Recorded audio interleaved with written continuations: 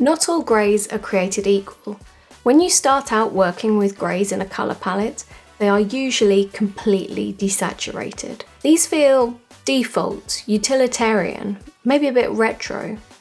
What if you were to mix a little hue in there? Saturate them a little. Take the shades of grey used in the Penpot UI. This has just a small percentage of the saturated hue in there. And the hue? It's the same as you find in the highlighted accent details in the Penpot UI. The result?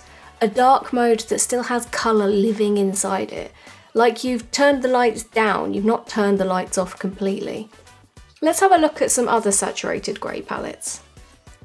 A blue grey feels cold and corporate, utilitarian and modern.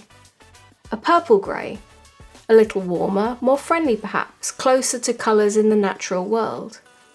A yellow grey. Are you old enough to remember the yellow-grey plastic of the CRT displays? Doesn't this palette give you a feel for retro computing, or maybe the sepia of old films? The colour saturation in greys is just a little reminder of how just a little attention to detail and colour can enhance and reinforce the feeling of your interface design. Join us at penpot.app/courses.